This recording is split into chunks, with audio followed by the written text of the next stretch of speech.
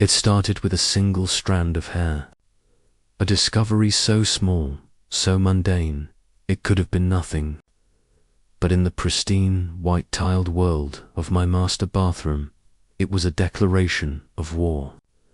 I found a blonde hair in our shower. Long, chemically treated, and unapologetically golden. It was not mine. My hair is a deep, coily black. And it was not my husband's. His is cut close to the scalp. For a moment, the world stopped. The quiet hum of the extractor fan faded into a dull roar in my ears. This single strand of hair was the irrefutable proof of a betrayal. I had suspected for months, but had refused to let myself believe. Before we dive into this emotional story, make sure to subscribe to the channel and show your support. It truly helps us bring you heartfelt stories like this every single day. So hit that subscribe button now, and let's dive deep into today's story. My name is Dr. Anya Vance.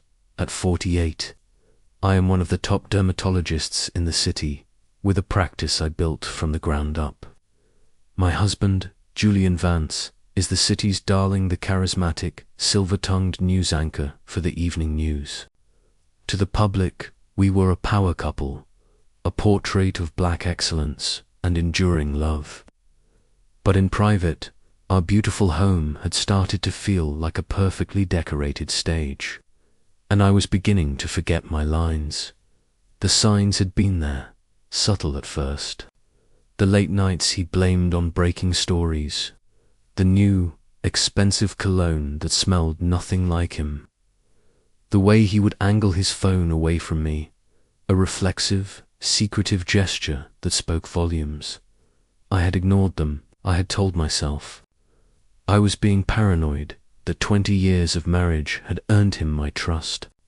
But the blonde hair was not a suspicion. It was a fact. Standing there in the steam-filled bathroom, a storm of emotions washed over me.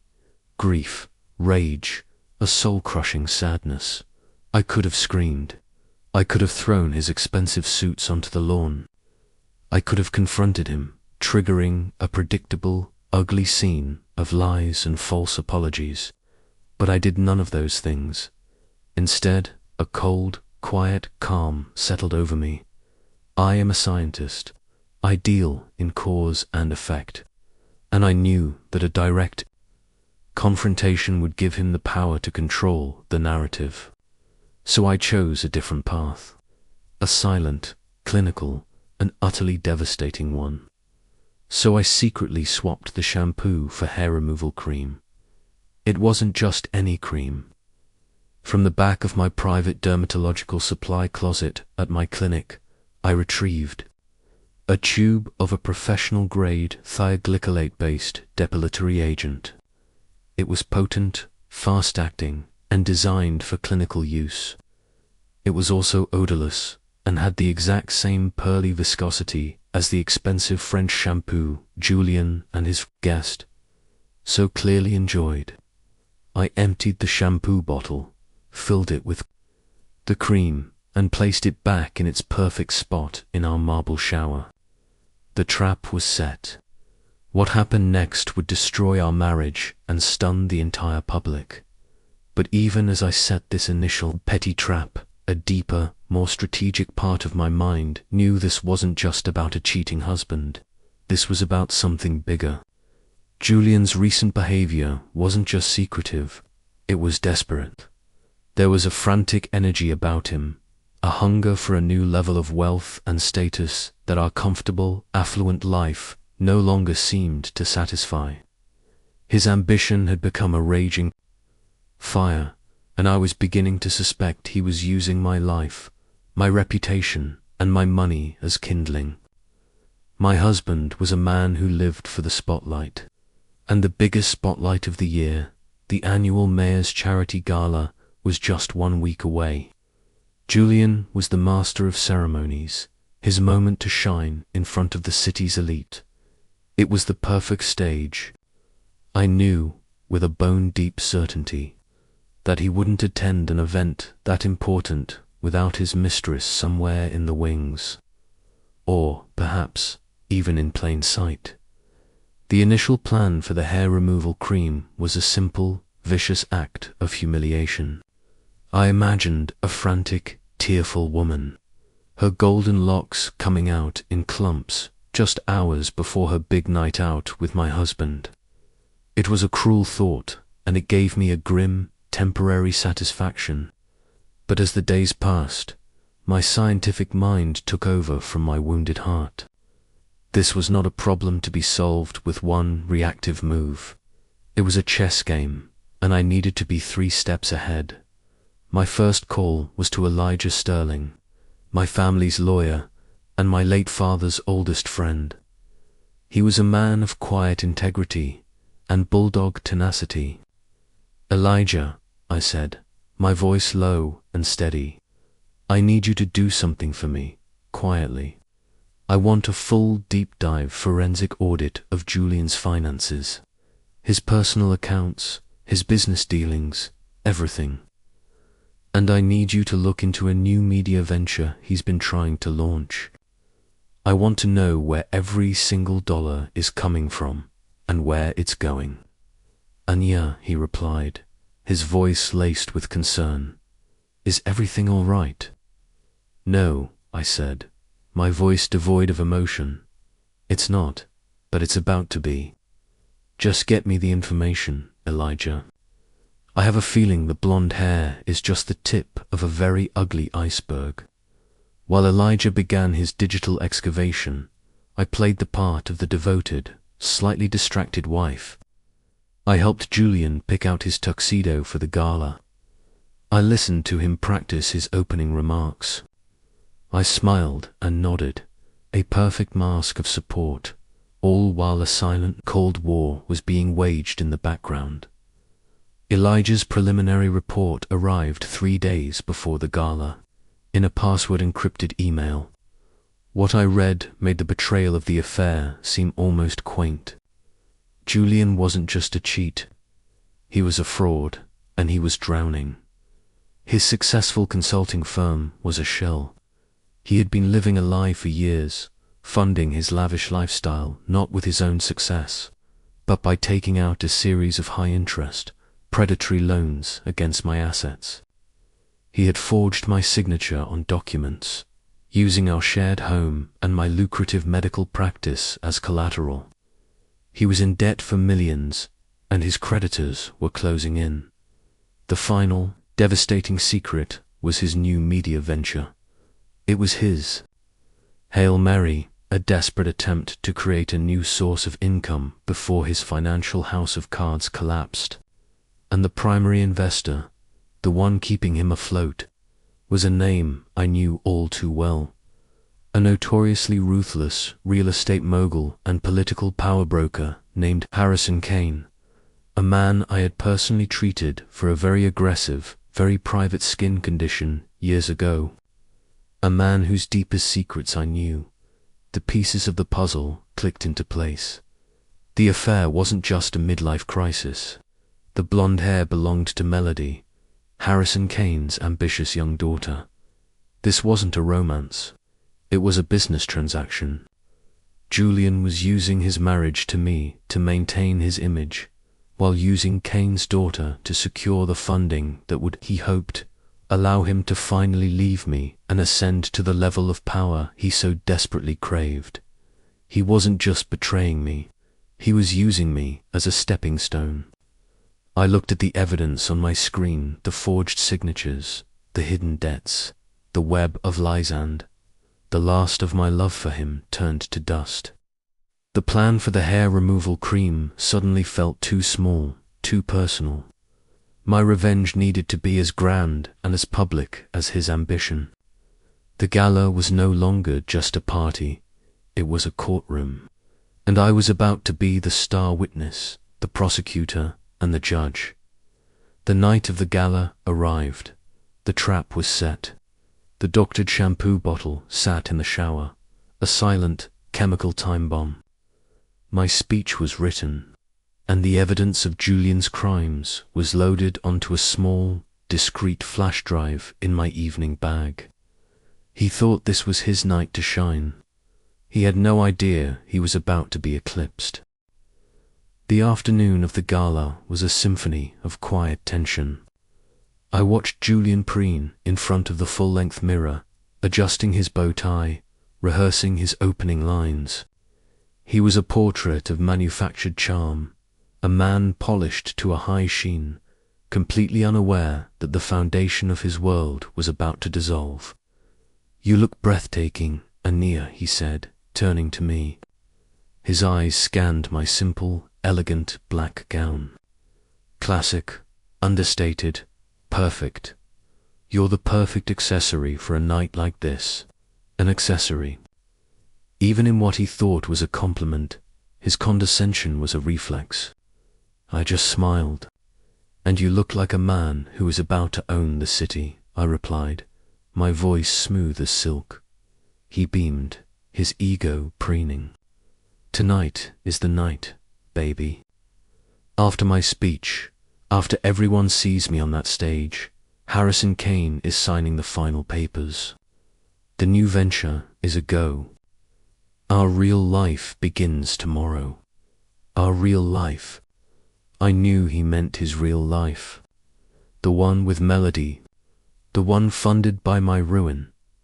The first tremor of his collapsing world struck at precisely 6:15 p.m. His phone rang. A frantic, buzzing sound. He looked at the caller ID and his face tightened. "Melody, I have to take this," he said, stepping out onto the balcony, his voice a low, urgent murmur. I didn't need to hear her words. I could see them in the architecture of his posture. His confident stance crumpled. His hand went to his head. He started pacing, a caged animal. The chemical time bomb had detonated. He rushed back inside, his face pale, his eyes wide with a terror he couldn't conceal. "There's a problem," he hissed, grabbing his car keys. "Melody, she had some kind of allergic reaction. Her hair, it's falling out. I have to go. Her hair is falling out." I asked, my face a mask of clinical, professional concern. I was Dr. Ania Vance now, the dermatologist, not the wife. "That sounds like a severe case of anagen effluvium. Possibly a chemical alopecia. Is she in distress?" "Distress? She's hysterical." He snapped, his panic making him careless. "The gala is in 2 hours. She's supposed to be there. Her father will kill me." "Her father," I repeated softly, letting the name hang in the air. "Yes, I imagine he would be very disappointed. I have to fix this," he said, more to himself than to me. He looked at me, a desperate, calculating glint in his eyes. "You're a dermatologist. The best you can fix this, right? A wig, a special treatment, something." "Julian," I said, my voice filled with a gentle, pitying tone. "There is no magic cure for this. If it's what I think it is, her hair follicles have been chemically shocked. The process is irreversible for now. It will take months to regrow, if it regrows at all." The finality of my words hit him. There was no quick fix. His asset, the beautiful blonde heiress he was using to secure his future, was damaged goods. He let out a choked, desperate sound, and in that moment I saw the truth of him, stripped bare of all his charm. He felt no sympathy for the woman he was sleeping with, no concern for her pain or humiliation, only the selfish, primal terror of a conman whose mark had just been spoiled. "You go on to the gala," he said, his mind racing. "Hold our table. I'll handle this. I'll meet you there." He fled, leaving me alone in our silent, beautiful home. I took a slow, deep breath. The first phase of my plan had been a resounding success. He was off balance, terrified, his carefully constructed evening already in ruins before it had even begun. I arrived at the gala alone, a picture of serene elegance. I was greeted at the door by the mayor himself. "Ania, you look stunning. Where's our star of the evening?" "Oh, Julian had a last-minute emergency to attend to," I said with a gracious smile. "But he'll be here shortly. You know how he is, always chasing the story."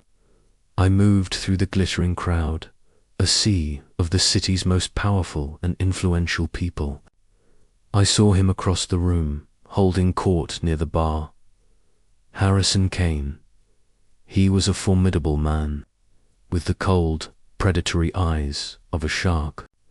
He saw me and his gaze sharpened. He had been expecting his daughter. He made his way over to me, his presence parting the crowd. "Dr. Vance," he said, his voice a low rumble. "I was told Melody would be here with Julian tonight." "Harrison," I said, my voice warm and familiar. We were not friends, but we had a history, a doctor-patient relationship that gave me a unique advantage. "I'm so sorry.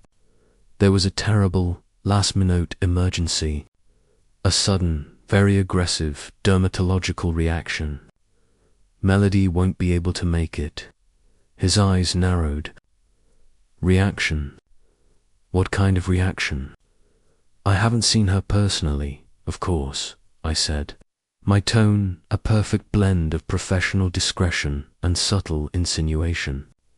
"But from what Julian described over the phone, it sounds like a severe chemical burn, possibly from a contaminated cosmetic product. It's a tragedy, especially for her hair." I watched his mind work. He was a man who understood leverage, who understood transactions. He was connecting the dots. His daughter, his asset in this deal with Julian, was suddenly damaged. "Julian is with her now, of course," I added, twisting the knife just a little. "He was utterly devastated. He dropped everything to be by her side." I let that lie hang in the air, knowing full well Julian was not at Melody's side out of devastation, but out of a desperate attempt to salvage his deal.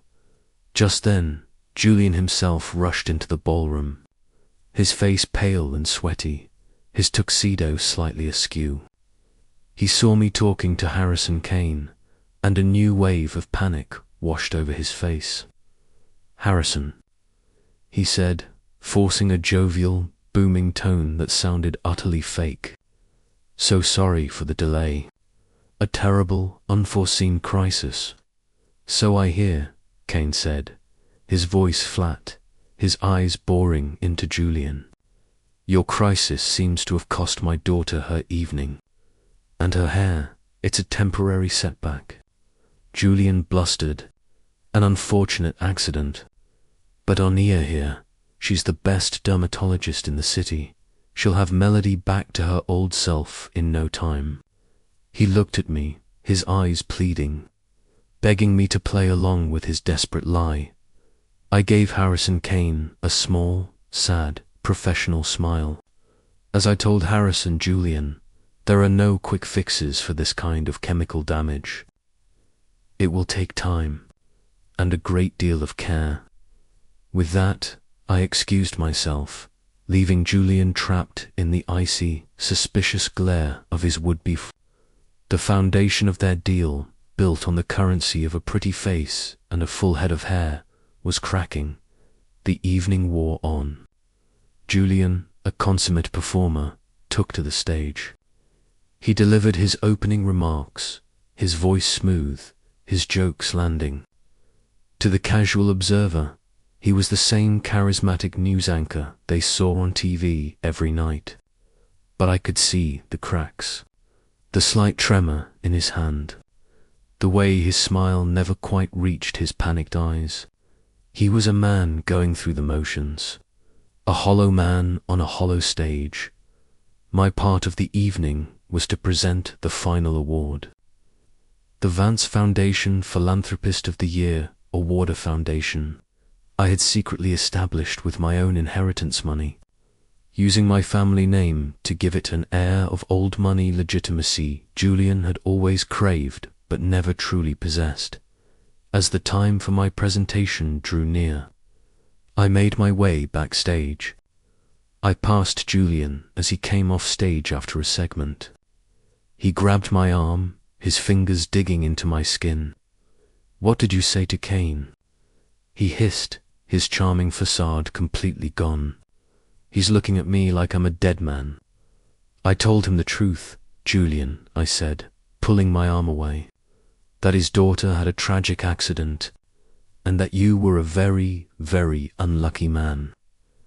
I left him standing there, the gears in his mind grinding, trying to make sense of a game he didn't even know he was playing. The final pieces were in place. My flash drive was in the technician's hand, ready to be queued up. The speech I was about to give was not just an award presentation.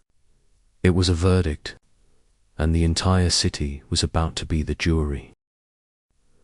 I walked onto that stage, a solitary figure in black, into a spotlight that felt as warm and clarifying as the truth I was about to reveal. The applause was a wave of sound, a tribute to the public persona of Dr. Anya Vance, the successful dermatologist, the perfect wife. They had no idea they were about to meet the real me. Julian was seated at a table of honor near the front, trapped between the mayor and a fuming Harrison Kane. He forced a smile as I approached the podium, a desperate, pleading look in his eyes. He was praying I would stick to the script. I was about to set it on fire. "Thank you," I began, my voice calm and clear, amplified throughout the grand ballroom. "Tonight, we are here to celebrate philanthropy. But before I present the Vance Foundation Philanthropist of the Year Award, I want to share a brief case study. As a dermatologist, I've learned that the most dangerous afflictions are the ones that fester beneath the surface, hidden by a healthy-looking exterior. I saw a flicker of confusion in Julian's eyes. This was not the speech he had read. "This case study," I continued, "is about a man who presented to the world as a picture of success and integrity, a charming, beloved figure. But he was afflicted with a sickness of the soul, a rot of greed and ambition so profound that it led him to commit the ultimate betrayal." I paused, and my eyes found Julian's in the crowd.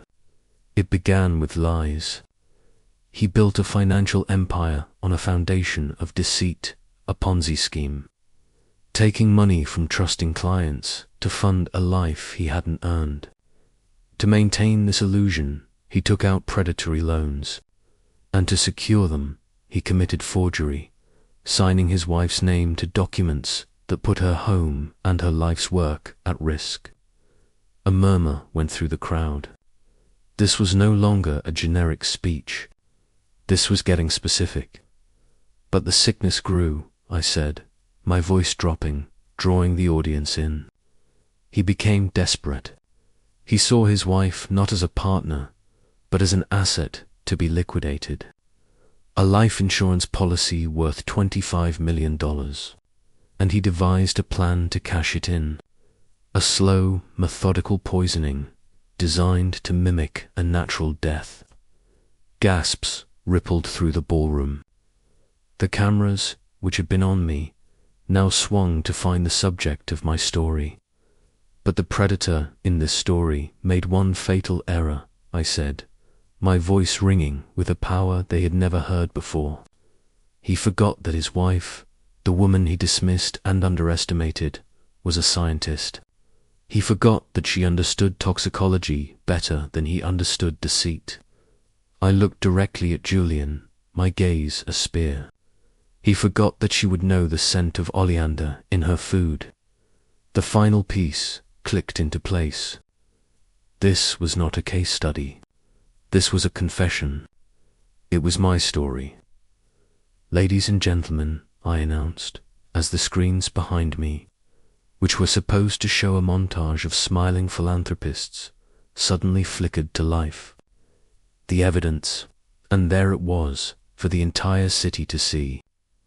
A close-up of Julian's forged signature on a loan document. Morphing into my real, elegant script, the difference stark and undeniable. Then a list of names, the names of the clients whose money he had stolen. Then the toxicology report, with the word oleandrin, lethal concentration, highlighted in damning red dot.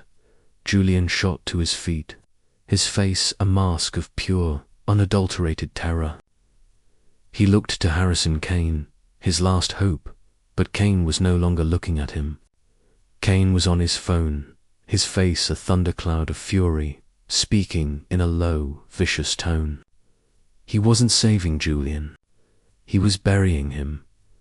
I then delivered the final, public verdict. The Vance Foundation was a fiction I created for this evening. But tonight, I am honored to announce the formation of a real one.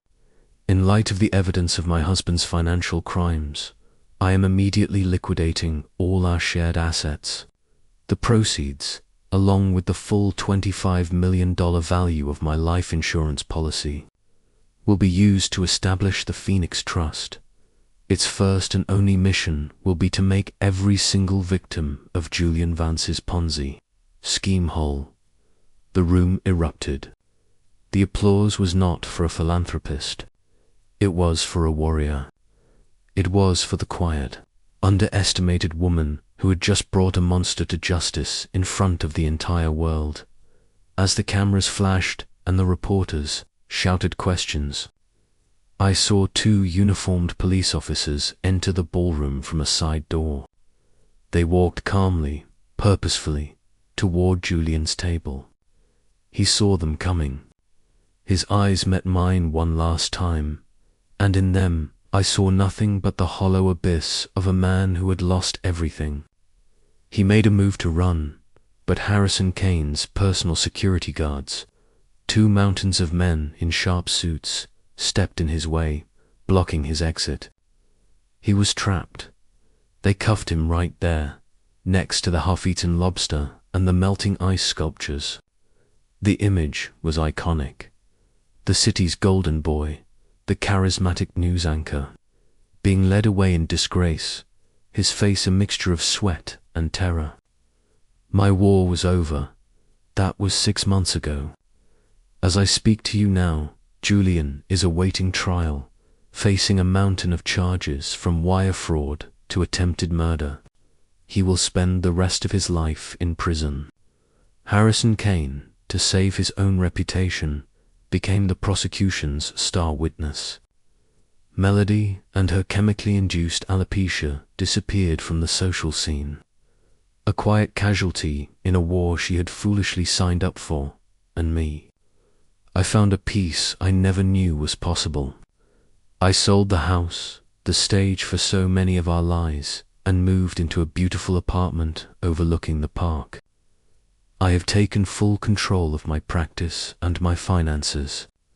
The Phoenix Trust has successfully repaid every one of Julian's victims, turning the money he stole into an act of restitution. My life is no longer an accessory to someone else's ambition. It is my own. I found a single blonde hair, a symbol of a dirty little secret. But in my search for the truth, I uncovered a web of lies so profound that it forced me to burn my old life to the ground. And from those ashes I rose, not as a wife, not as a victim, but as myself, stronger, freer, and finally, truly alive. Did you like my story? I'd love to know what you think and which city you're listening from. Please let me know in the comments. If you want to support my work so I can keep bringing you more stories like this, you can send a super thanks. Your support means the world to me.